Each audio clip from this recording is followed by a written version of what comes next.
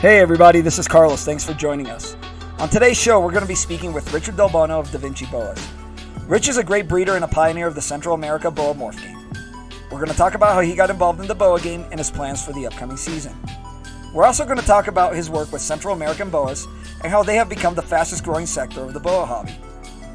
He's also going to give us some insight into his Platinum T-positive gene. Finally, we're going to talk about the right way to grow your boas to breeding size. boarackradio is on the air now.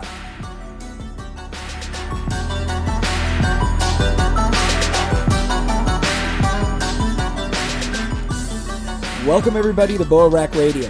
I'm your host Carlos Rojas of Morphs Unlimited, and with me is my co-host Mike Roscoe of the Reptile Shop. Mike, what's going on, brother? Hey, what's going on, everybody? Yeah, man, nice day today. A little bit more chilled now over here in Arizona. Headed out herping yesterday with the kiddos, man. Found some banded geckos, but unfortunately we didn't find any of these desert rosy boas we were looking for. But hopefully this weekend we're going to be able to find some mountain kings, which that'll be awesome. Oh, I drove over the Ortega Highway today, and it was beautiful out there. I was on a mission to go get some stuff done, but it was hard for me to stop and hit the herpet on the side of the road today for sure. Yeah, dude. I feel the pain, man. So right. Obviously, our guest today is our boy Richard Delbono. Rich is based out of Florida, for those that don't know him, and he is really well known for his outstanding work with the Central American boa morphs. He's pioneered a lot of new morphs and has basically had the guts to go after a lot of combos that people maybe never even had thought about. So we're really excited to talk to him. Rich, welcome to the show, man. How you guys doing? Good, man. Just enjoying life, man.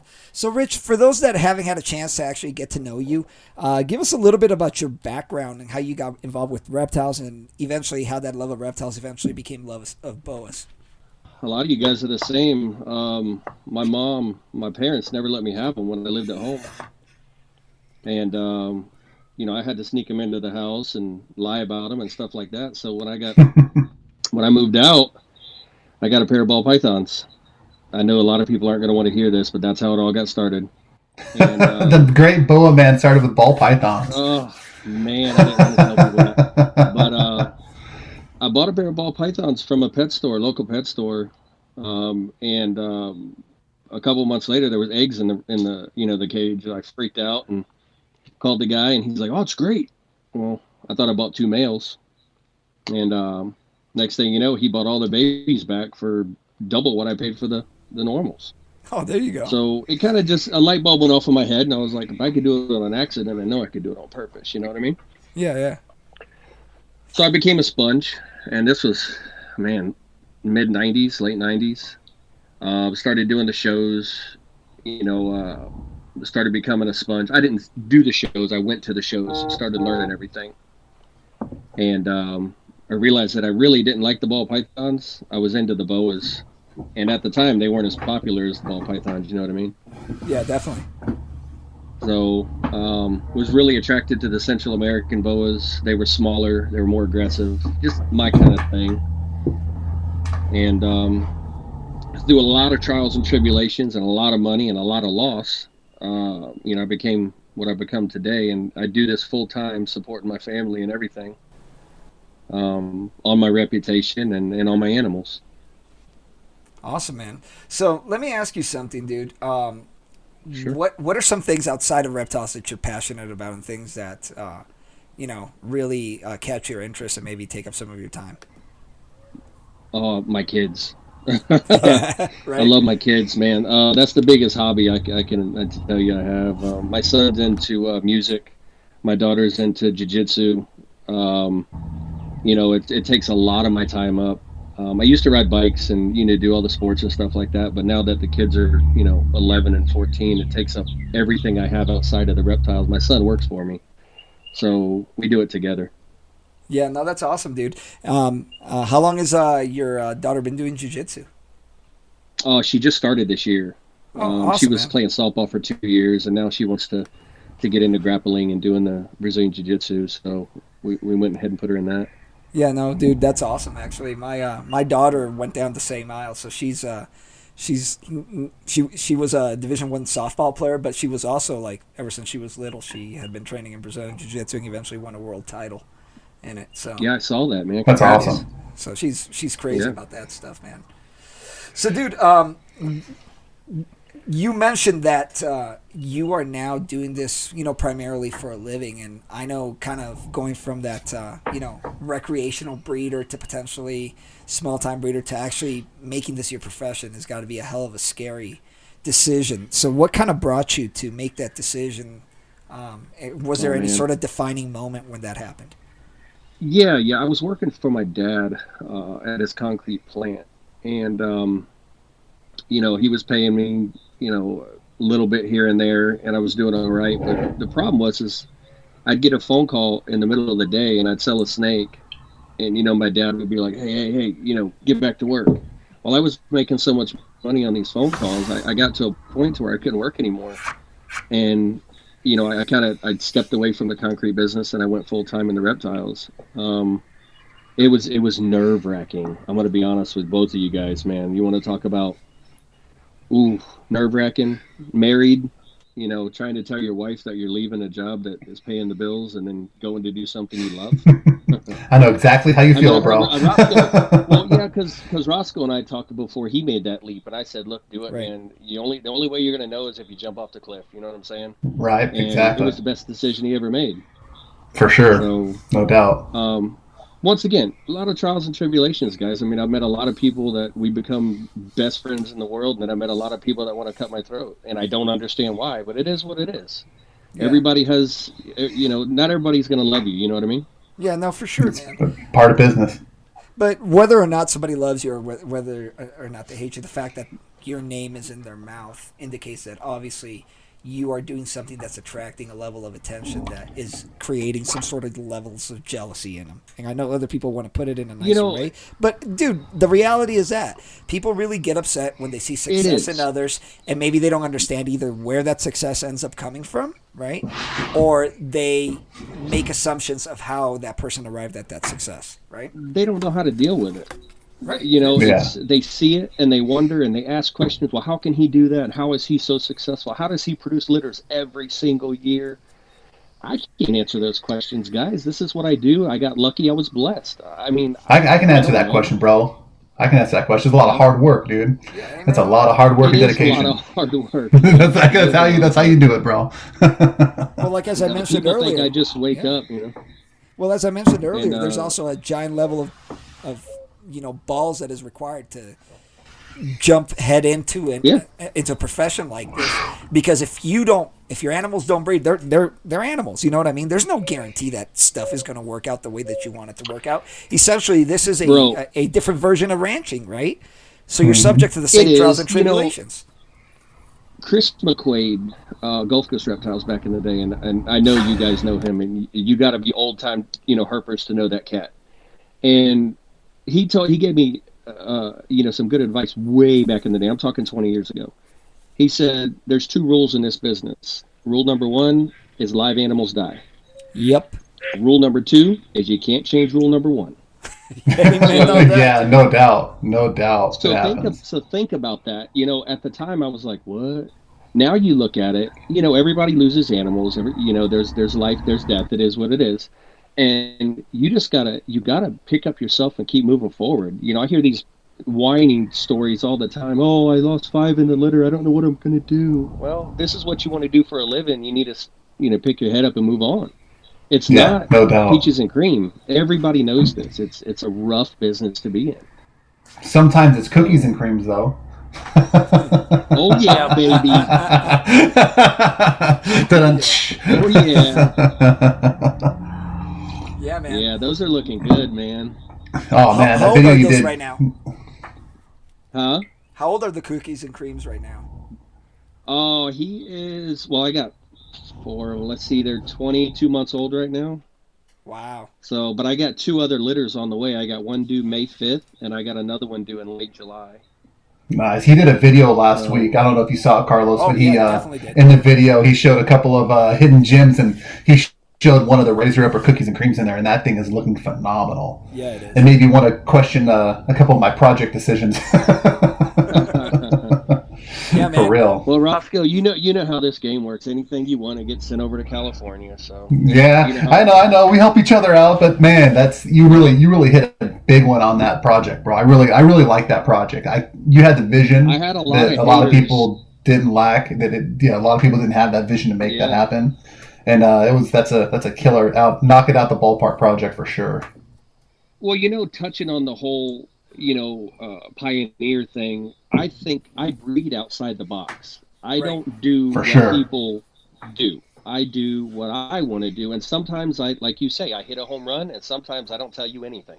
So it's yeah. it's one of those things, yeah, right? Working on a project for 5 years, and it looks like a turd. I'm done. But the cookies and cream is probably my coolest project that I produced in the last 10 years. Outside the garnet, that's probably the coolest looking snake. I was just going to say, there's a couple other ones I could think of that are pretty comparable, bro. Yeah. The Black Pearl stuff. Yeah. Oh, the Black Pearl. Wait till you see what I got coming this year, man. Holy monkeys. I'm excited. So yeah, so am I. I love it.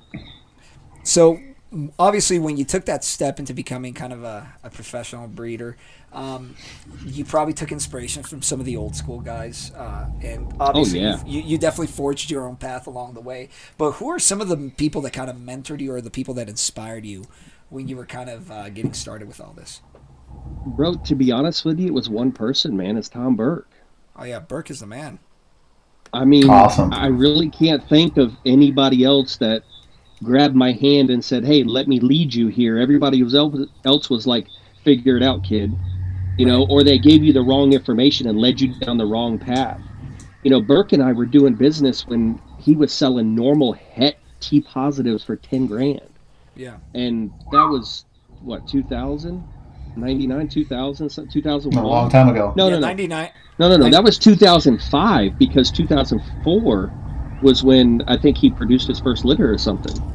So I think I did a trade with him back in the day. I did a coral sunglow for like 3 hets. Right.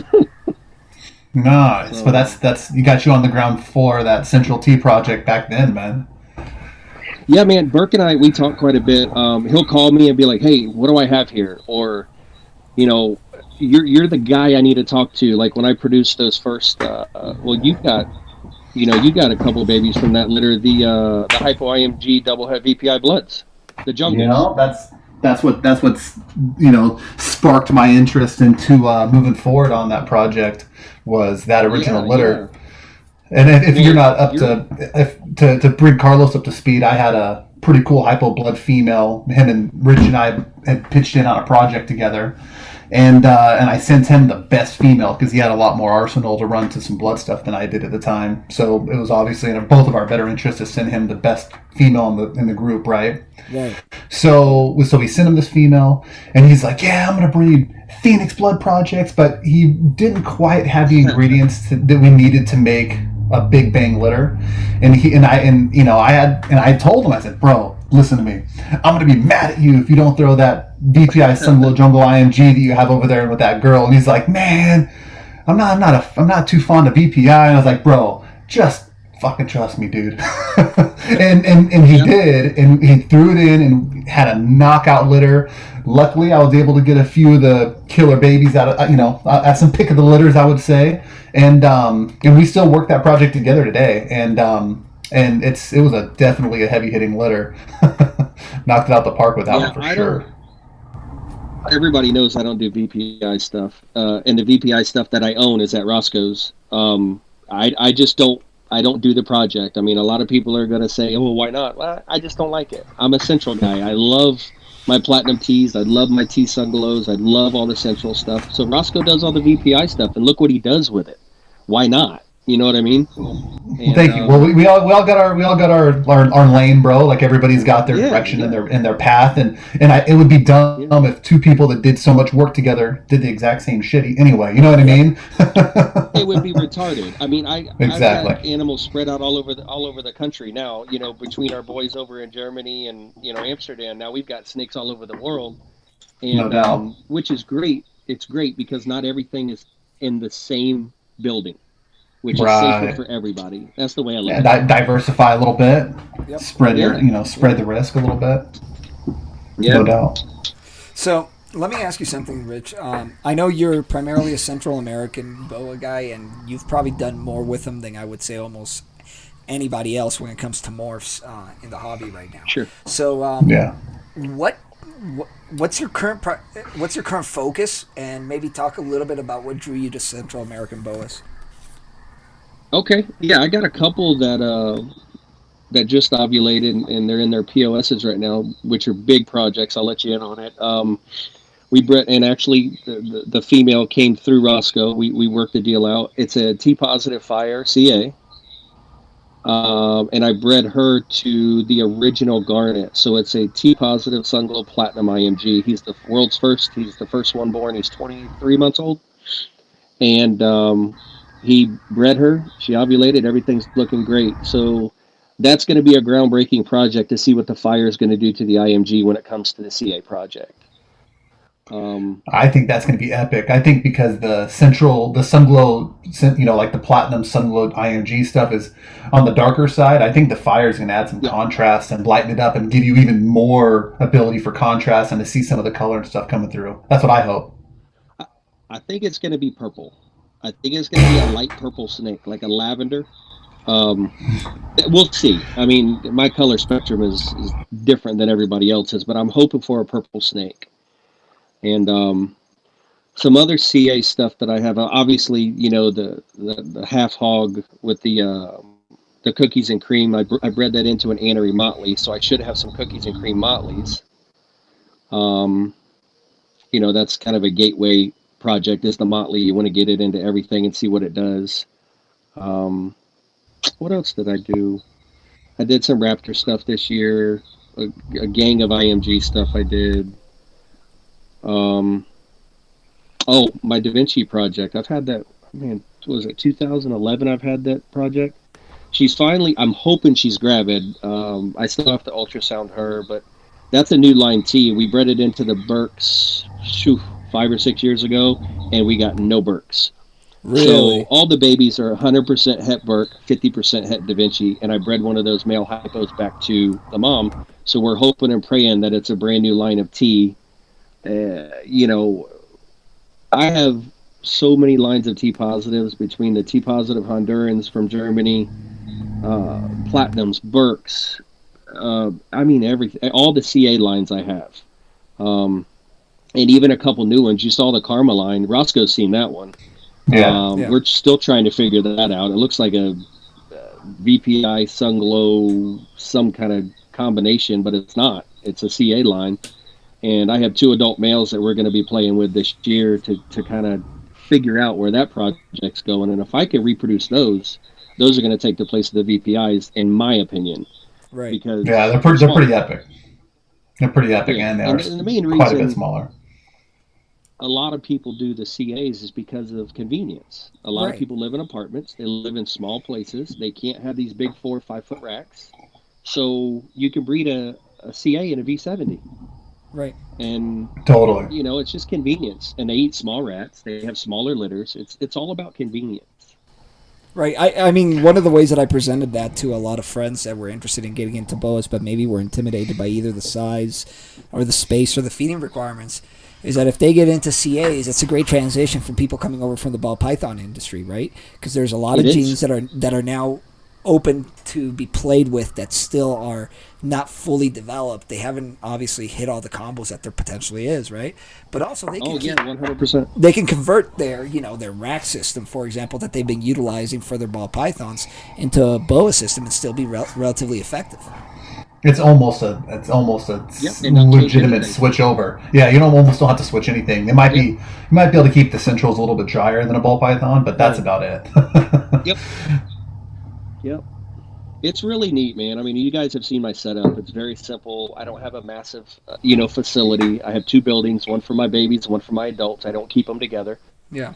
And I have really good luck. I mean, my production, I couldn't give you a percentage, but I'm pretty high up there when it comes to producing every single year.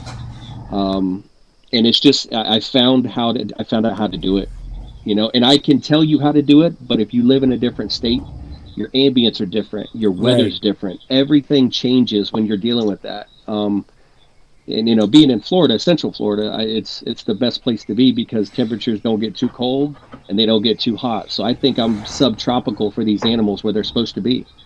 Yeah, no, definitely, man. So let me ask you: do you think with the fact that obviously Central American boas have a lot of potentials with new morphs and new outcrossings, that they're also a little bit smaller, they're easier to keep? Do you think that they're basically at a point where the traction that they've been gaining in popularity is going to just simply keep going? Yes. Yeah. I have had more people, longtime customers that have been BCI customers get into me. Hey, Rich, really like these centrals. I want to get them red like you have them. Okay, well, you pay for that. You know what I'm saying? As Roscoe and yourself know that you're going to pay for quality. Amen. If you want a cheap snake, go get a cheap snake. If you want a snake that I guarantee is going to be blood red without the blood in it or black, you're going to pay for those animals. So I think what it is the attraction. I'm able to produce these animals and show people as adults what they look like. So they're okay spending that kind of money now. Yeah. Like the black pearl. For sure. For sure. There's some killer projects. He's legit the blackest IMG I've ever seen. I've ever produced, and I've been producing IMG since 2010. So, and I'll second that he's the blackest IMG I've ever seen in person as well. And you know what? I've seen a lot of IMGs too. And Roscoe, you're actually the second person to tell me that. So one of the things that people who haven't had a chance to know Rich don't know is that the dude, just like you, man, is essentially one of the nicest guys in the hobby, right? And I know when my buddy Dave Schmidt, who served in the same special operations community that I did, when he ran into some issues, Rich was one of the first guys to reach out and help him out. And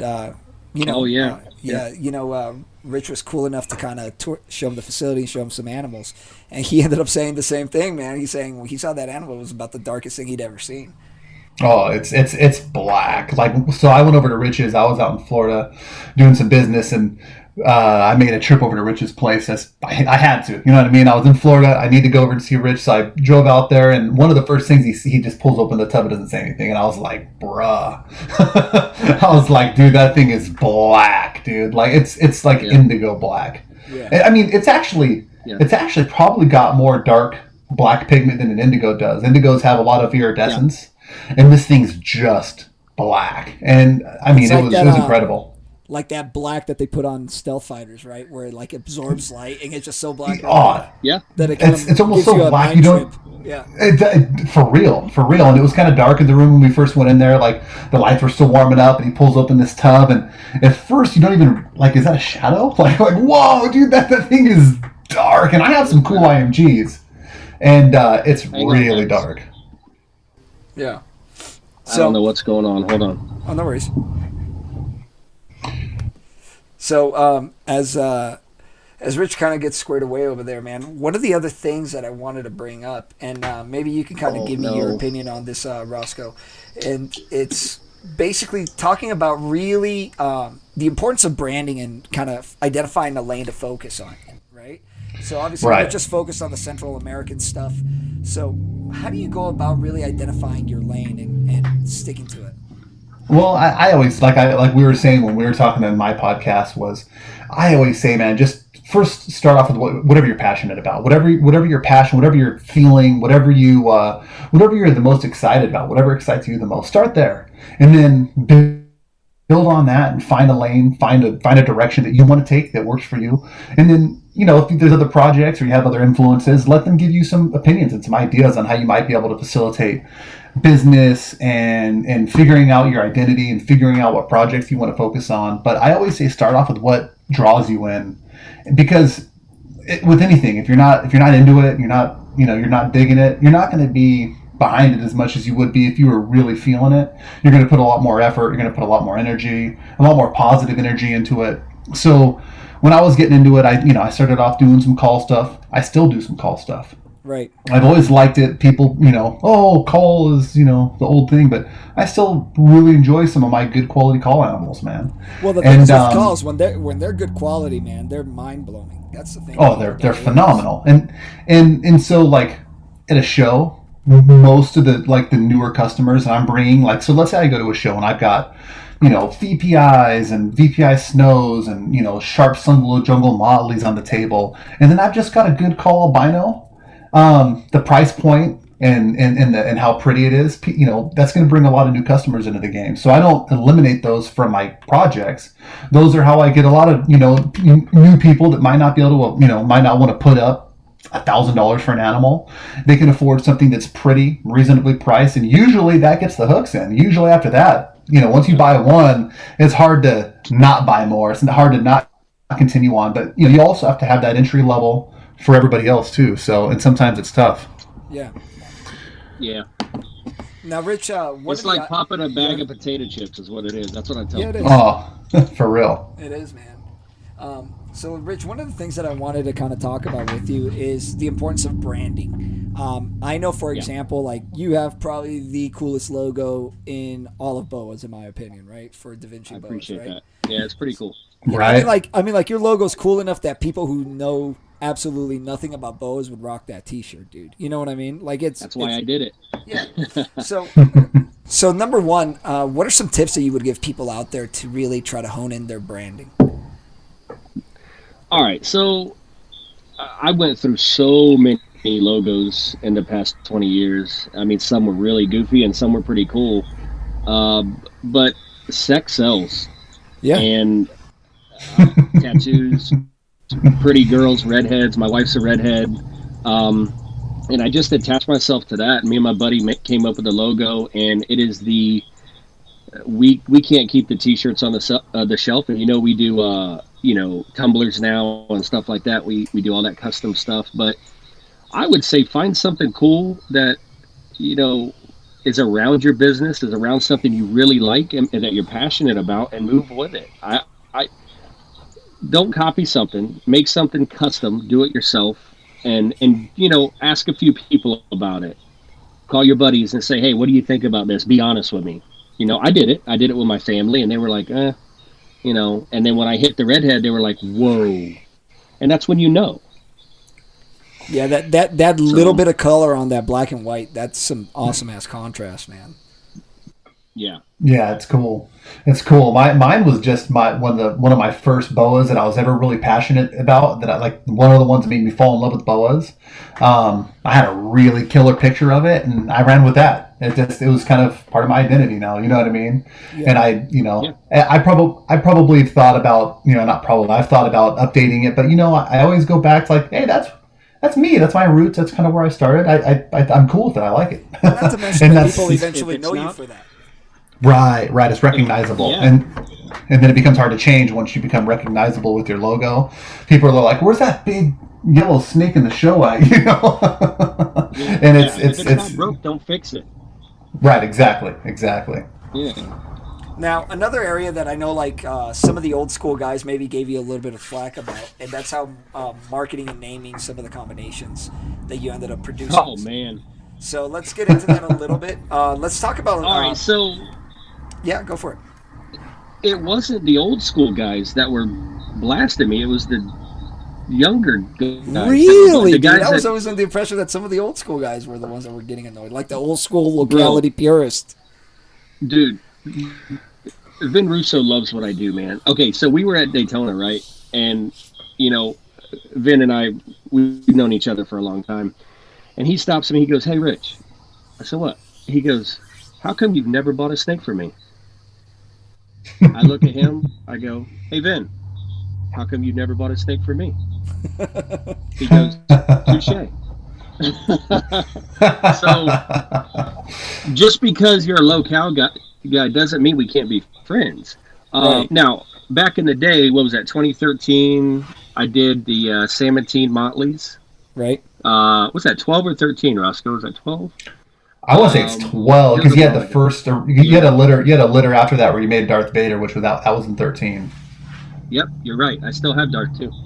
So yeah, a couple of the guys. Yeah, you're right, Carlos. The purists hit me and they were like, "You're gonna be banished from the industry. You did an appendix 1 to this." And I'm like, and this is my debate. This was my comeback. I said, "Guys, do you think they have lines in between Costa Rica and Panama. Damn right, dude. Nicaragua and Costa Rica. Thank you. I said, do you think boas are racist? Do you think boas are... I said... They're sorry, boas, I only date Nicaraguans. Right. And there was a couple guys... I think unless it's an island boa. Yeah. And it was like... Yeah, I think it's... I just kind of was... I was set back. You know, why would you? Yeah, a lot of the purist guys. I bred two boas together. Yeah, a lot of the purist guys. That's because, you know, maybe their goal is to have, you know, pure locality lineaged animals, and that's their direction. But why knock on somebody for doing something they enjoy? Like, if that's not your cup of tea, then don't do it. If you don't have anything good to say, don't say anything at all. And that's my opinion on it. Like, if you know, there's projects that I'm not fond of, but I'm not going to go knock people because they have a different taste than I do. So I think that's just people should have respect. I have never once downed anybody for their project, for anything they're doing. You know, I don't hate, I congratulate, no matter who you are and what you've done. And for sure, when people come at me with all these negativity, I'm like, why? What? I don't understand it. You get mad because I named something a garnet? You know? Yeah. Right. I don't understand it. I did it first. What does it matter? Yep. You know? And at the end of the day, haters, bro. I never understood that. Yeah, dude. And at the end of the day, you're producing boas for yourself, not for them. You know what I mean? So correct. Yeah. And the other thing, let's call a spade, boys. There's a lot of locality guys that are diehard about their localities, but I guarantee you, there is no way they can fully guarantee that snake comes from that specific locality unless they collected the damn boas themselves. Especially and there's right, exactly. So you got like counting scales or freaking, you know, you're with even on scale counts. Yeah, even on scale counts, there's natural integrades, but I think the only people that could even say anything about anybody's locale stuff these days would probably be Vin and Gus. Anybody else can just, you know, you're like, whatever, bro. Maybe Michael Beach. I know he's got a lot of old lineage stuff that's from Vin or Gus Renfro. So, I mean, really, there's not. The lines of demarcation between the localities have been blurred for a long time, and a lot of these people that are like, well, you're crossing your Centrals with Colombians. It's like, oh yeah, where'd you get that Aztec at, bro? You know what I mean? Like, oh, is that a Colombian Aztec that you have there? Is there something that I don't know? You know what I mean? It's like, come on, guys. Well, it's and you know, it's education. I mean, you got to just talk to the right people. And like I said, we've been around this game for a long time. Not as long as Crutchfield or Love or, you know, Vin or anybody like that, but we've got a different era we're working on. You know, I'm bringing in the more combos. You know, I cross a lot of stuff. I create these crazy combos and these crazy animals. And like I said, some are good and some are bad, but I keep my projects moving with the stuff that I like. And it perks a lot of people's interest. I've had many locale guys call me and be like, hey, on a down low, how much would an IMG breed for a Suriname? I'm like, no. You can buy the IMG and do it, but I'm not doing a breed loan with you because I'm not getting a fly. Right. You know what I mean? Right. So, you know, it is. That's funny. Yeah, no, I bet. It's funny. There's a lot of locale dudes. Like, I do some locale stuff, but I don't knock people that do other crosses. Like, if you've got a blood or an Aztec in your collection, and you're breeding into anything that's call or sharp or VPI, you're already crossing Central with Colombian stuff anyway. So why does it matter? Well, I can tell you personally, in my opinion. Yeah, exactly. Yep. It does. And then one of the things that I can attest to is, so I grew up down in Ecuador, right? And there's a lot of guys down there that would collect in areas that were well outside of Ecuador. But they would then take those same snakes out to Colombian boa farms for export, and those things would be exported as, you know, Colombian boas they were getting collected everywhere from Brazil to, North Peru and Ecuador. Right? They've been doing that for years, man. Yeah, and like that's exactly like when we the year that Mike Neely and I both got the two imports in the same import. One of them was super dark and one of them was super light. They looked nothing alike, and they were in the same Colombian import. And you know damn well that one of those is from pretty far south and one of those is from pretty far north. So it's not hard to see, and it just since the inception, there's no way to tell you, yeah, that's a pure Colombian. It is what it is. And I think the people are a little bit too scrutinizing about it, but and I prefer a little bit heavier body boas myself, and Rich prefers a little bit smaller animals himself. And there's people that are going to be in the middle, and I think that's that kind of like where I'm sitting. Yeah. Right, and I've preached since day one. Just go with what you like. It doesn't matter what everybody else thinks. If you enjoy it, that's really what really counts at the end of the day. So. Yeah, no, and I'm with you. It's so, like, simple. for example, like you said, do what you like. Yeah. So, for example, like Right. literally while we're sitting here talking, I'm watching a VPI Sunglow Jungle Het Snow breed a fairly small leopard boa. You know what I mean? So there it is. Yep. There it is. Hey, It's why? they're probably the same size. Yeah. Or male's bigger. Oh, the male's bigger, dude, and he's only like a 3-year-old. You know what I mean?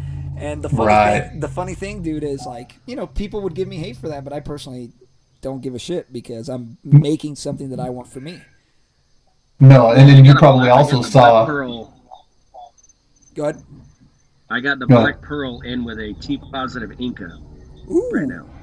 So, Ooh, doggy. yeah, it's gonna be dope. But the Black Pearl's twice the size of the Inca because the Incas are super small. I don't know if you guys work with them, but they are very small as adults. And Yeah, they're the small. Black Pearl's Central American as well, but still, even though he's only 4.5 feet, she's only about 4 feet, but she's twice as old as him.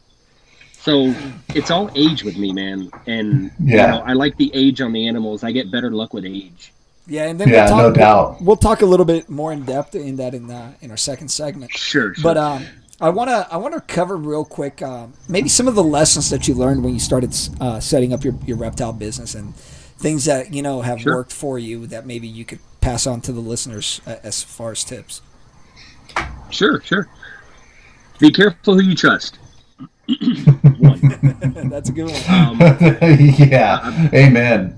I mean, bro, I can't tell you how many times I've been screwed in this industry just for putting my hand out and saying, "Hey, I'll help you out," and them turn around and turn it back on me. I mean, I can bring up a sore subject, the Desert Project, and I just tried to help the guy out, bro. He called me and said, "Hey, man, I need help. I can't sell these. My name is nothing. You're the guy." I said, "All right, cool. I'll help you out." And the next thing you know, he's suing me for $30,000 because he said I stole the animals. I'm like, look, and that's when I wanted to get out of the business because I knew there was a bunch of other guys out there like that. And yeah. Oh, and I've met the took guy it in on. person. He's a scumbag, as scumbag as they get. Dude. yeah. Well, so And go ahead, Mike. I was going to say, and then to embellish on that a little bit, Carlos, I'll give you a little bit of back history. The way that me and Rich connected and became good friends is I had heard that he was buying this Desert T positive project from the dude, right? I'm not going to throw any names out there, but from the dude, and then I had found that the dude had been doing breeder loans with local breeders in Arizona, Right. produced animals, and was backdooring Rich. And it was and then I see Rich posting this, all these stuff about, hey, look at the project that I'm working on. I'm really trying to get behind this. We're working on this project with so and so. And I reached out to him and said, hey, listen, dude, I'm gonna give you a heads up. I picked up a hypo 100% het Desert T. And he was like, bullshit, Mike, because they haven't been made yet. And I go, bullshit, they haven't. And so and I ended up sending it to him. I said, here, dude, take it. I think that this is better off in your hands anyway. You were buying the project. You should have this. And I sent it to some of those him. babies too at my house. Probably. So I sent it to him, and then he ended up confronting the guy with the info that I was like, I came across this info on accident. Like just being in the game and being from the West Coast, I was doing a couple of deals and ended up with a hypo het Desert T, which had not been supposedly made yet, is Rich is buying all the animals. And so when Rich uncovered that was the truth and that he had been backdoored, that's when shit hit the fan. And that's actually how me and Rich connected, because I felt bad for this dude, and I was like, I should call this guy and let him know that he's being duped. And it wasn't, I didn't know the dude that was duping him, and I didn't know Rich that well. I just knew that, he was getting behind this new project, and I was like, man, if I have this, that means there's a whole litter of these that he doesn't even know about. And he's putting his life's hard work, time, and energy into buying a project that somebody's going to backdoor them on. I said, that's bullshit. Whoever it is, I'm just going to, I'm going to send them this animal I had $2,500 in a trade into it, and I said, Rich, I think you should have this, and I just sent it to him. And from then on out, me and Rich have been tight, and it kind of brought to light that he was getting ripped off, and helped save him, hopefully, a lot of money in flack later on. Well, here's the insane thing. Yeah. You know what that guy was actually doing with those boas? When eventually his name got so tarnished in the industry, okay, that he couldn't sell to anybody in the industry. He was just blowing them out on Craigslist out here in Arizona. And that's when I ended up seeing. I ended up buying the guy's collection. I physically went to his house and bought him out, right? And when I did, dude, you don't even want to know what I paid for him, dude, because the guy was like basically nobody else would buy anything from the guy. And mind you, in full discretion or in full disclosure to all the listeners, I have a lot of Desert Tea stuff. I like them. I think they're cool looking, right? Yeah. I think they're awesome too. And I'm going to keep working that project because I enjoy it. But the guy that originated, he's as sketchy as they come, dude. So. Bad. Yeah, it's like I said, it's funny. It all started with me helping him. He just wanted somebody to help him make his name bigger, and I was that guy, and he screwed me. Yep. And that's why I say the first and foremost is don't trust anybody. Be careful who you work with and who you trust. Because somebody's always out there trying to be bigger than you are. Even though they say they're not, it's hard riding somebody's coattail, bro. I'm telling you. Yeah, no, amen to that. Yep.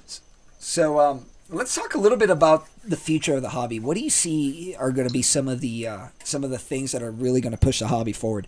Obviously, Central Americans is one of those things that we've talked about on this podcast because of their size and their requirements that we believe is really going to move forward, especially if we ever get to the point where any sort of legislation starts getting passed again, right? But what are some of the projects that you look forward to doing or you look forward to seeing coming up? Like Roscoe said earlier, touching on the CAs, putting Colombian combos into them, RLTs, Raptors, a lot of your Kodoms. You want to see what they're going to look like when you darken these animals up and you shrink them down. And I think we just scratched the surface on stuff that we could be doing with this stuff. I mean, I've got all those in the works, obviously, but I want to see these come to a head, and I want to see what other people think. They're so stuck on this Colombian thing. I want to bring the Colombian into the Centrals and make them more obtainable when it comes to price and size. Right. And I think you're bringing probably one other thing up with that, and that's the fact that a lot of times the Colombians, one of the things that end up happening is a lot of times the Colombians, as they age, their colors fade, and it seems like Centrals tend to retain color way better. Because they're darker. Anything that's lighter is going to fade. Anything that's darker is going to be more bold and contrasty. That's why I put the That's why I put the IMGs into the Centrals, because they're already dark. So you want to make a darker snake darker. So the albino form of the IMG, in my opinion, I still think the VPI looks kind of dope. But if you see an adult garnet, there's nothing that can. There's no comparison. I mean, no, there's really not. And they're small. You know what I mean? They're smaller. They're easier to maintain, to feed. Their litters are smaller, and now you're going to start putting them into all these other combos, the Aneries and the Type 2s and the Black Eyes, and I've just got so many projects that I'm working on. Well, not so many. Let me rephrase that. I've got certain projects I'm working on that I really want to see come to a head, and with the Incas and the Raptors and the Krakens. A lot of people they're not on the Kraken train yet, which is cool. I'm fine with that because that leaves more for me. But we still have to unlock that because it hasn't been enough of them have not been produced yet to say these are Krakens or these are Kraken combos. Everybody wants to sell them as Krakens because the name is cool and they're riding that tail, but we haven't produced enough of them to prove it yet. Right.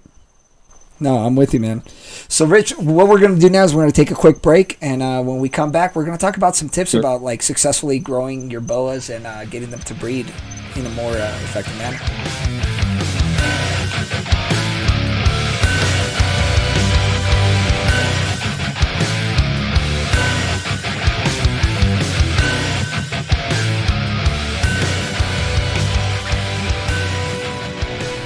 All right, guys, now we're back. So one of the biggest mistakes we see in the boa industry is people like power feeding their snakes to get them up to breeding size prematurely, right? And obviously this can have like some major consequences on not only the health of the snake, but also on its reproductive success. And a lot of times it even leads to premature death. So, boys, why don't you guys tell us the importance of, how to grow your boa slowly? So I'd start off by saying I think a consistent regimen. There's some people that maybe underfeed, some people that overfeed. I think that grow them nice and slow. So me personally, I don't breed my males until they're about 2.5, 2 to 2.5, but I shoot for 2.5. And then my females, I don't breed until we're coming into our 4th season, which would be at 3.5 to 4 years old, depending on what time they're born. I think Rich is right around the same lines, and a lot of times it ends up going to 4 or 5 years old, depending on the female. But it is when I say that's. Do you concur with that, Rich? Are you on the same track? With the females, 100%. With the male centrals, they can breed a little bit earlier. Yeah, that's a good point. That's definitely a good point. I would say around 2 years, 18 months to 2 years old, I can get successful breeders out of males, and I'm talking good solid breedings, good solid litters, and they don't need as much time off as a regular Columbia male does. They're rock stars, man, and they breed really small too. That's actually very true. Yeah, that's very true, and you want with the females, you're still on 3.5 to 4 years old. Right, exactly. So when you feed your females and you're getting them up to size and you decide you're going to have a holdback, what kind of feeding regimen do you put them on to get them up to the proper size by the time they're old enough to successfully produce, and when you think it's safe for them for a good, healthy litter? Okay, so when they're born, from birth to I say about a year is about 7 to 10 days we feed them. And, we start everything on mice. I don't like feeding any babies rat pups till about 3 to 4 months old. Why is that? That's just me. I don't like the way the milk affects the poop. It just makes it watery. For me, from my perspective, go ahead. Sorry. No, you're good. Go ahead. I was saying, from my perspective, I think the hardened calcium in the bones of hopper and small mice might tend to give the baby boas a little more calcium, a little more structure, and I think that my boas grow better when I feed the baby's mice as well. I do the same thing. So Go ahead. Sorry, continue on. Yeah, so I like the mice, for the first few months, and then after that we offer them rat pinks, and then we start them off there. But we go with the babies 7 to 10 days, and then from your juveniles to your yearlings, we go every 14, to 21 days. Okay. The bigger the animal gets, the older the animal gets, we feed less.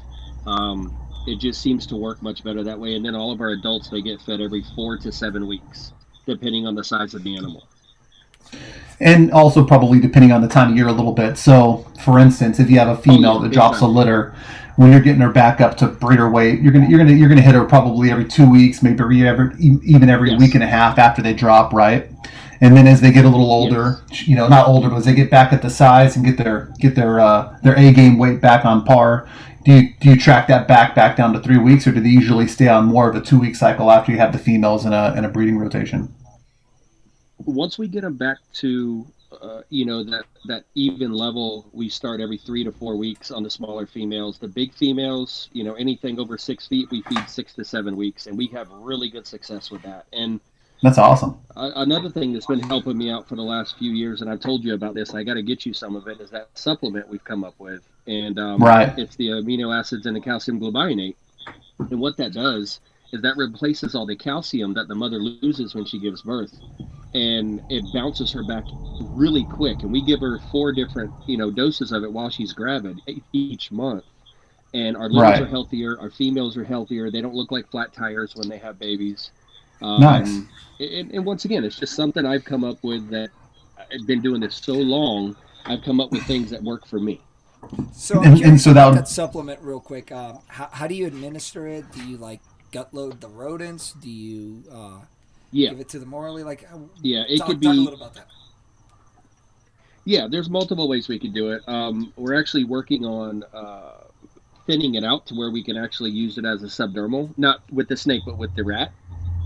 You just put it into the rat and you feed the animal the meal. And what it does is it's full of calcium gluconate and it's full of amino acids, which is great for these animals. You can't overdose them. It's not a medicine. It's just a supplement. So, and we started using it because our males were really depleted after breeding season. Right. And my buddy down in Miami breeds dogs, and he's like, man, we give our females calcium gluconate, when they're gravid, and it perks them back up. It helps the babies, blah, blah, blah, blah, blah. Long story short, we started giving it to our males, and unbelievable what it does to the males. It gives them a new life. And then I started giving it to the females because they lose a lot of calcium while they're gravid. They give it all to the babies. So we're just replacing the calcium they're losing. So when they give birth, they're not depleted. They actually have it. That sounds like something that people do as well. People take calcium supplements for all types of reasons, and it makes sense that why wouldn't you try to do that for your snakes as well? Right. Yeah, it's like going to GNC and buying your supplements. I actually have to get you some because you have that pet store now. I need to get you some on your shelves because it works. It works for metabolic bone disease too. I've got testimonials on my business page that are a mile long with people using it and saying it saved their life and their animals back. What's his name? John Adragna, SIM containers. He used it on a couple of his really high-end water monitors, and it saved their life. So that's awesome. It's really good stuff, man. It's really good stuff. So let me ask you, have you tried utilizing that supplement at all on animals that, for example, are spotty feeders? And if so, did that improve their feeding, their desire to feed? It's funny you asked me that, and yes, I have. It works really well. We have no supplement in there for feeding, like metronidazole or anything like that. But I think with the amino acids and the calcium that combine the way it does spark their feeding response. And we have had animals that haven't eaten it. You know how males work. Sometimes they'll go off feed for 2 or 3 months, and you're just like, what's going on? Give them some of this stuff, and believe it or not, it does bring them back to that even level. That's awesome. So yeah, it definitely helps. Well, dude, what you're talking about could potentially be a game changer outside of the boa community when we're talking about, like, for example, guys that constantly struggle with ball pythons hitting the 1,000, the 1,000-gram wall. They call it the wall. Bro, yeah, I sold this stuff to breeder Ricardo. Yeah. He loves it. Our boy over in Woboas. Yeah. Oh, Woboas. How about there? Coleman. I sent him a few bottles of it, and he swears by it. He's actually been helping me out trying to get the dosages bigger. Like, instead of a little, 100 ml bottle, he wants like a pint of it, because if you have a big collection, you're going to go through that little 100 ml bottle in the first feeding. You know what I'm saying? So we're working on some bigger bottles, pints and possibly gallons, but it's not super cheap. I mean, this. It's not super cheap, but it's not super expensive. So it's going to be affordable to the public, and hopefully it'll be able to take the place of the Zoomed powder stuff. That stuff just falls off.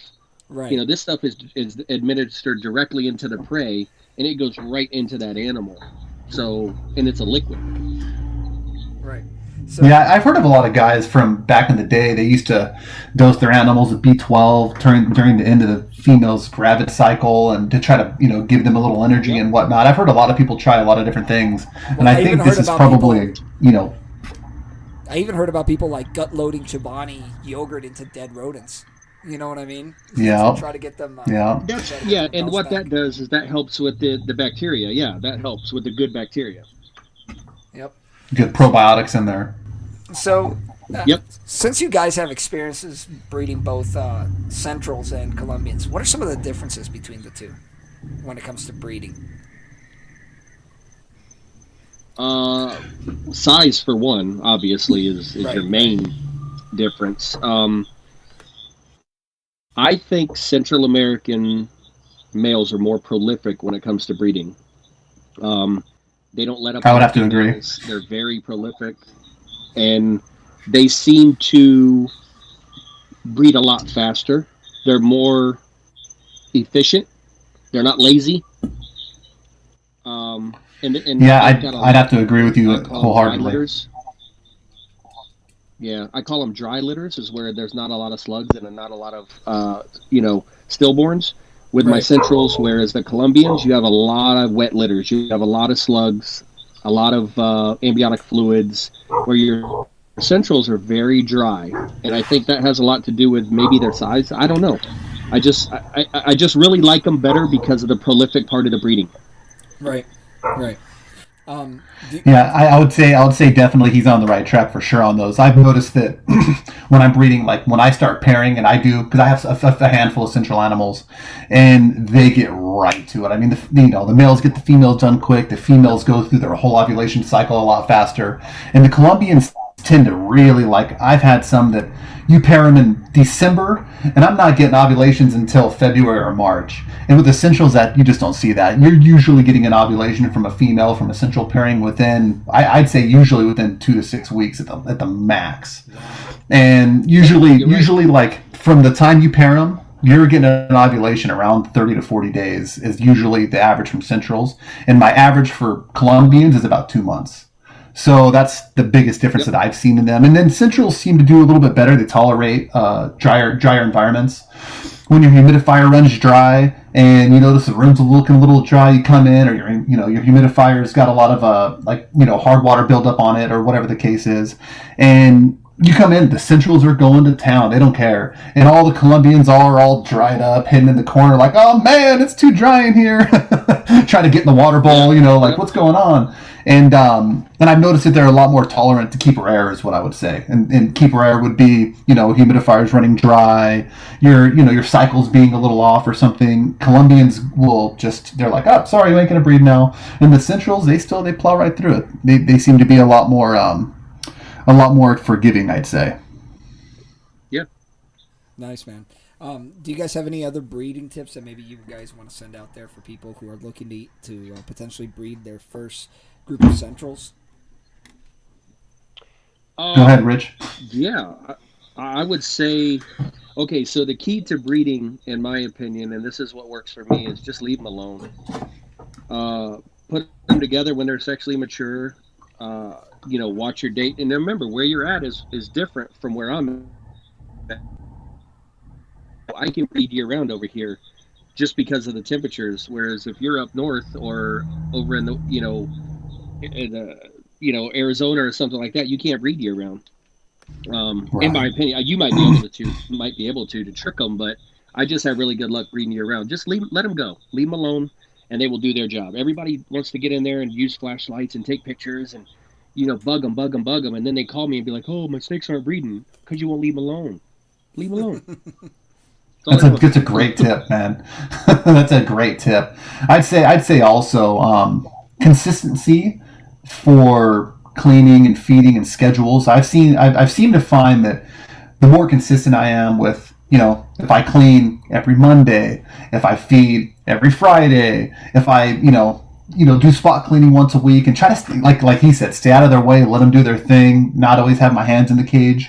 If I can come up with a good, consistent, structured schedule that keeps my hands out of the cage and keeps me, out of there all the time, and because you got to clean still, but sometimes when you see them getting their thing going, just leave them alone, turn off the lights, and walk away, and just forget about it. Because if people get stoked and they get excited, they want to go in there, like he said, and take pictures, and a lot of times that will throw them off their game. You know what I mean? If you were getting after it and somebody was coming in and turn on the light, you'd be like, oh man, oh. You know what I mean? It's the same thing for them. So you have to restart everything, and that's right. why I tell people just leave alone. Yep, that's a great tip, man. So, Rich, one of the other things I wanted to talk to you about is about the Platinum T Plus gene, and that's where probably a lot of people know you out there. Is Sure. The work that's been done with the Platinum.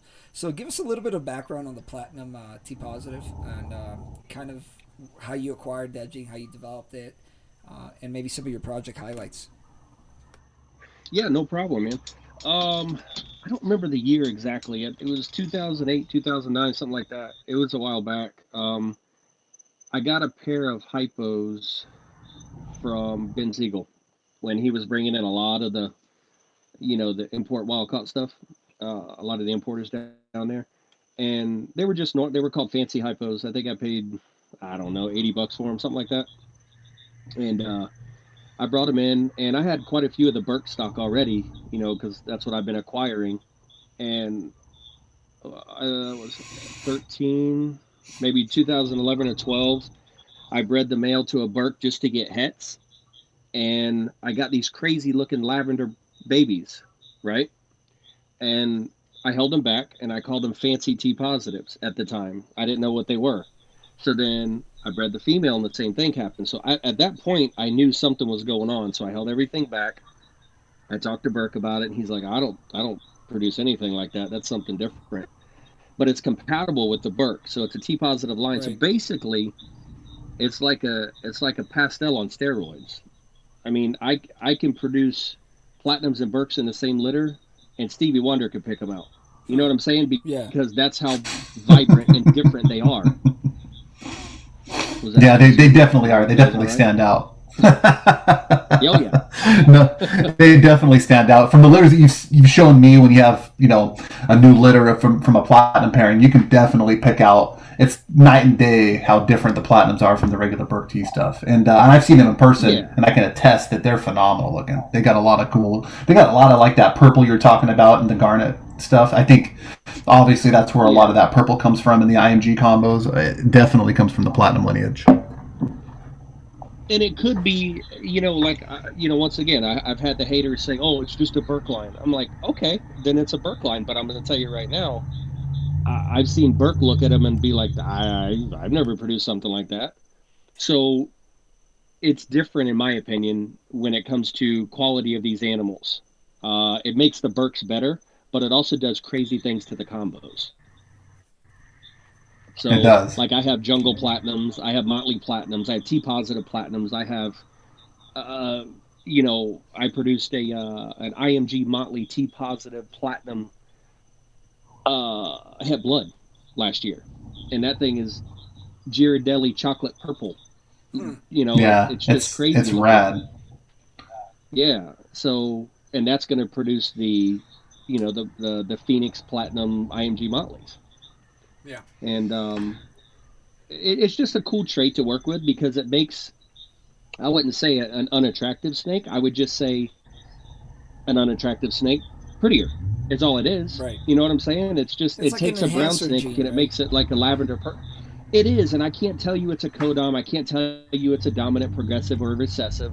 All I know is that if you breed a Burke to a platinum, two visuals, half of the litter's Burke, half of the litter's platinum, and they are obviously different. And you take the platinum to platinum, and everything looks platinum. So it's an enhancer gene, but it's an enhancer gene to a point to where it's like, holy crap, that Sunglow Motley looks fake. You know what I'm saying? Right. I've actually noticed that now that you're starting to do some platinum to platinum combos, some of that stuff is just really shining through, and it's clearly different than the regular, you know, Burke T stuff that we've seen in the past. And it takes it to another level, especially with your Garnet project and the Rosewood stuff that's coming down the pipe, and, you know, some of those combos you have. It really adds. Like in that video, you could see in the Rosewood the color in the tail, bro. It's insane. It looks like a rainbow.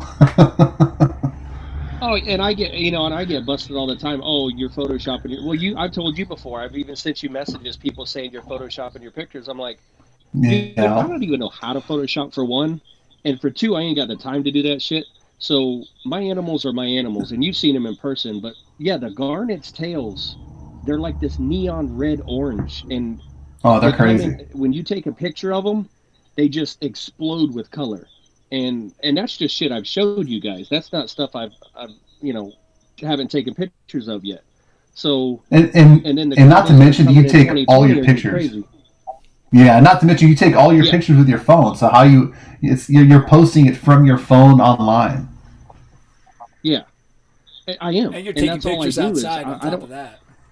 Yeah, so exactly. Like every picture, 99% of my pictures are taken outside, not in the sun. They're taken in the shade, but with ambient light. And that's the key, is don't put them in the sun, because it bounces off the light. You know, people ask me all the time, how do I get such good pictures? It's because I take my time. I'll take 50 pictures of the same snake and I'll keep one. Right. It's just how it is. I've actually learned a lot from Rich on taking pictures of my animals, because he used to talk shit to me all the time. Hey, bro, what's up with these shitty pictures you're posting all the time? And I'd be like, hey, man, not everybody can take pro pictures like you, bro. And he's like, well, dude, listen to me. And we were on the phone one day for probably a good hour. And I was taking pictures in different lighting in different areas of my property. And he's like, hey, bro, that one came out good. Where are you at? And I'm like, I'm in my backyard. I'm, it's afternoon sun, but I've got shade. He's like, bro, that's your spot. And now I got my little spot. I found a little spot on my property that works in the afternoon for good pics. And my pictures have definitely enhanced since then. Yeah, man. Meanwhile, over here in Arizona, I'm screwed with that. We either freeze them or we barbecue them. Adam Chesla is another one. Right. He was horrible, bro. Adam was horrible with pictures. He has beautiful snakes. And I finally got with him one day. I said, dude, let me fix your problem. And I showed him how to do it. And, his pictures have gotten a lot better, but he's just lazy. And it's all the time you put into it as well. You know what I mean? Shout out at Adam Chesla Reptiles. Yes, shout out. That's another cat I don't give a lot of credit to, but I've known him almost 20 years, man. So. Adam's a great dude. I like Adam a lot. Yeah, man. Yeah. So he's got one of them sleeper collections for sure. So, Rich, what are some of your project highlights right now with the T Plus stuff that you're working on with this platinum line? I think honestly, Carlos, the fire, with the garnet going to the fire, I think that's going to really bring something new to the game. Really excited about that. I can't wait to see what it's going to look like. The black pearl garnet stuff is going to be killer. I've got some central jungle stuff going into the platinums that's going to be really neat. Oh, and I'm putting raptor into them as well. Ooh, damn! I think that's going to be killer. Neat. And the raptors, I got some super raptors. Killer raptor lineage too. Like that stuff's on fire too. Well, yeah, it's all the original. You brought it in. It was some of the original Couch Pastel from Ebola Daru. Right.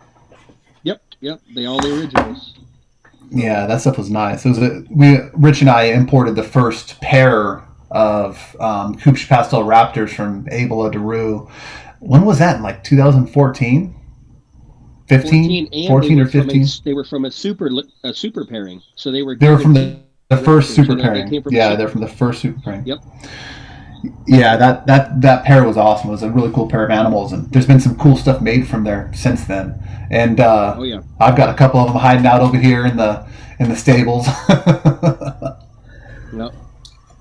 So, Rich, keeping in mind everything that this Platinum T gene kind of does, do you think it's poised to be one of the big up and coming genes in the hobby in future years?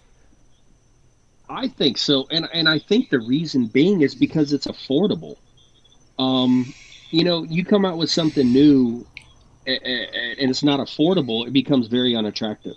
So I think the platinum gene, yes, it's worth more than a Burke. It's more than a Burke, and I'm going to get more than that. But it's also very affordable when it comes to a project.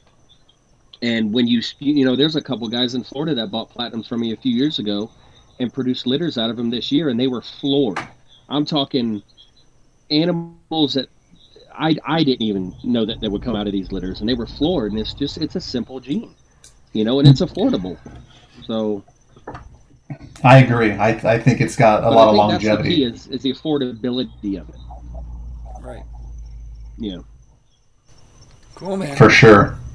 Well, guys, we're going to take a quick break, and when we come back, we're going to hit the Dirty Dozen, all right? The Dirty Dozen.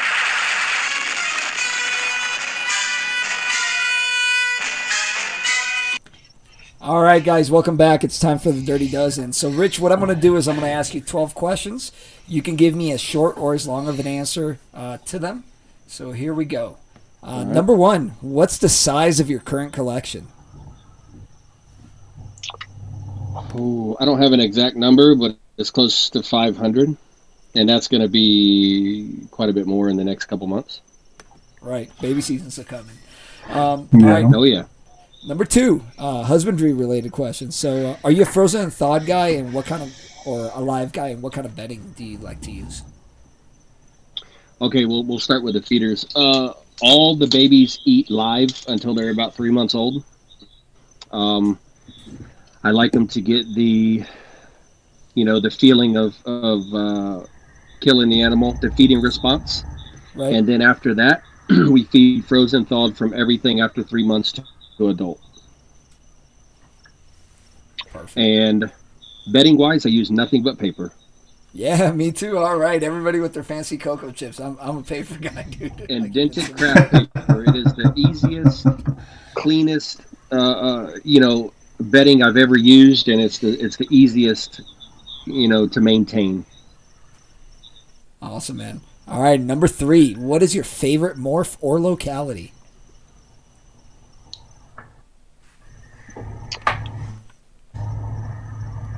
I'm gonna go with the IMG.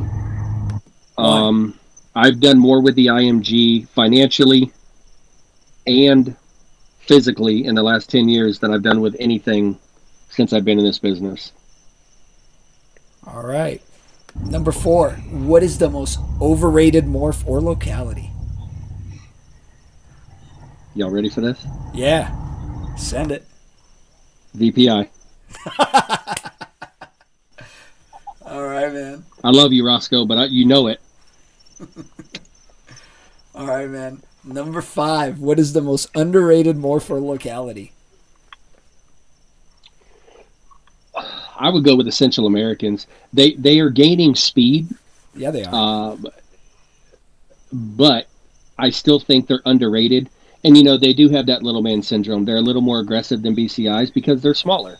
But you just got to learn to adapt and to deal with it. Adapt and overcome, right? Right, that's right, man. You sound like Napoleon over there. Little man syndrome, adapt and overcome. All right, man. Number 6. What's your favorite part of the hobby?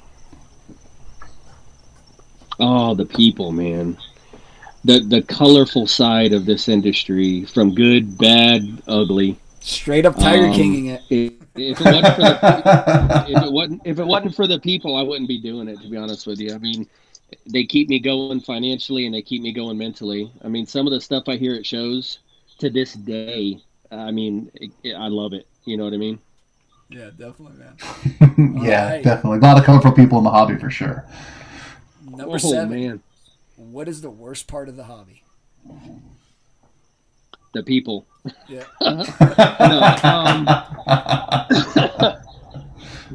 I would just say uneducated people. Let me be a little more informative. Uneducated people that don't think before they speak, and that really causes a lot of problems in the industry. Is when you have guys like me, you, Roscoe, the older guys that know what they're talking about, that have been there, done that.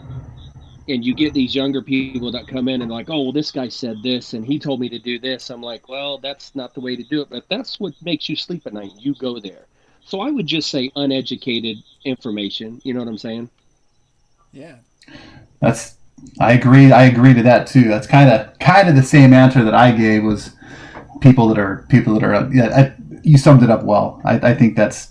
I would have to agree with you, man. Yep. All right, man. Number 8. Do you keep any other species? And if so, why? I do not. Now, Roscoe's going to get on my ass about this a little bit because he keeps telling me to do that, but I keep failing in that side of it because I'm so hooked on boas and I'm so passionate about boas. I don't have the time to learn about other species and to dive into it. And you know why I don't do it? Because I have Roscoe. Hey, you do. You have a pair of Madagascan ground bows over there, bro. Oh, okay. All right. Other than that, the Madagascar ground boas. But there's still boas. Hey, there's still boas. There's still boas.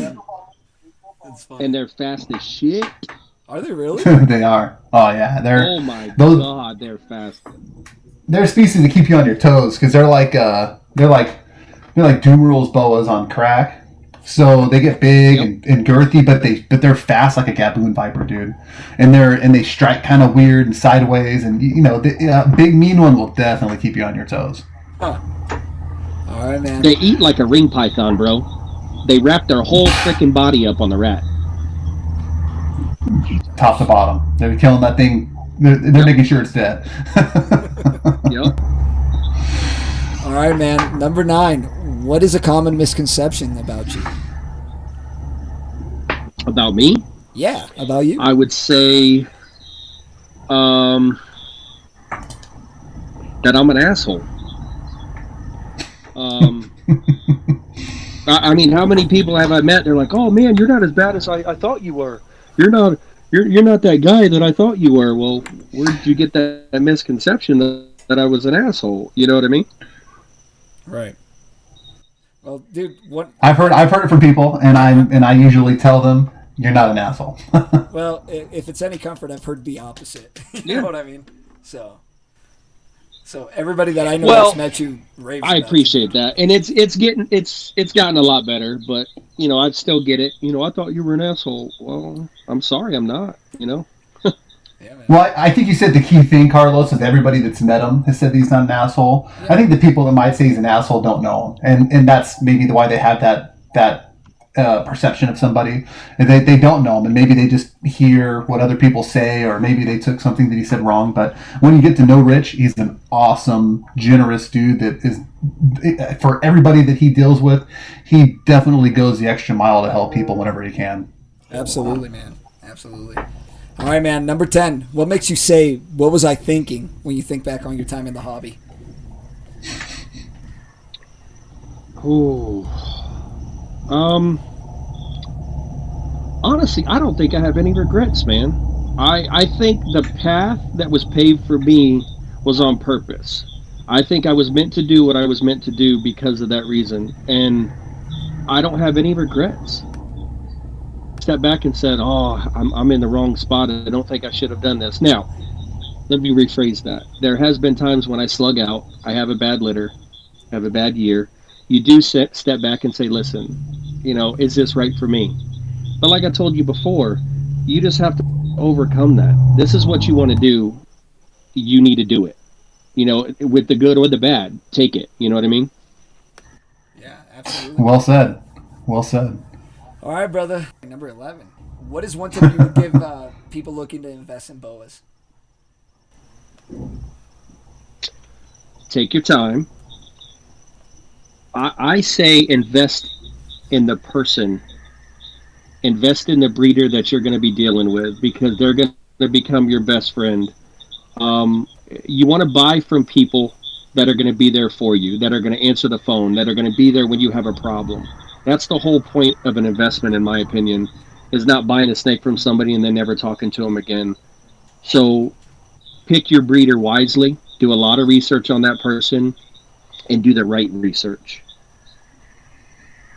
Perfect. I'd like to elaborate on that too a little bit for you, and because that's actually something that I missed. Well, the first thing that I said when you asked me that question was follow your passion, which I still stick behind. But definitely when you're a breeder, when you pick animals from somebody, you're buying their hard work. You're buying the effort that they put forth. Not and that should come with good customer support and good follow-up down the road, but you're definitely investing in the same path that maybe somebody else has already put a lot of work into. And just like Rich said, do your research on the people you're buying from, because there's a lot of great people to buy from, but there's also some people you want to be careful with. So I definitely wholeheartedly agree, and that's something that I missed in when I did my podcast, and I wish I would have elaborated on, and I'm glad I've got a second chance to. Yeah, man. All right, Rich. Last one, number 12. Any shout-outs you want to throw out there? Oh, Roscoe, number 1. Good looking out, homie. I wouldn't be over in Europe, man. I mean, he's the main reason I got over there, and I've acquired some friends over there because of the import and exports. Tom Burke, he's my main guy. I would say my family for dealing with this journey. You know what I mean? That's a solid shout out, bro. She's the soldier in this business, man. I'm going to tell you right now, it's the long nights. I mean, me and Roscoe stay on the phone till 1:00 in the morning, and she rolls her eyes, and it's just like, but it's business, and she understands it. Yep. That's awesome. So family support's definitely imperative in having success in any business, I think. Oh, 100%. Well, boys, I think that wraps it up for today. So, Rich, tell the people out there where they can see your animals and learn more about you. Oh, man. DaVinci Boa Facebook, Richard Delbono Facebook, Instagram at DaVinci Boa. I'm really easy to get a hold of. I'm working on the YouTube channels right now. I finally got a fire lit under my ass. Working on those. So if you guys need anything, we always have bows for sale. And believe it or not, if you can't get a hold of me, get a hold of Mike. He's, we're kind of partners in this game, and he refers things to me, and I refer things to him. So yeah, it's the truth. Yeah, no doubt. Yeah, for sure. Tell everybody where they can get a hold of you and where they can see your animals. So you can find me at the reptileshop.com, Facebook Roscoe's Reptiles, or the reptileshop.temecula. And if you can't get a hold of me, hit up Rich, because we're always chatting anyway. But and I appreciate you having me co-host, man. I'm glad I got an opportunity to co-host with Rich and you, and I think this was awesome, man. I appreciate you guys both having me on. Awesome, man. Well, boys, I appreciate both of you. And everybody out there, thanks for listening. We are out.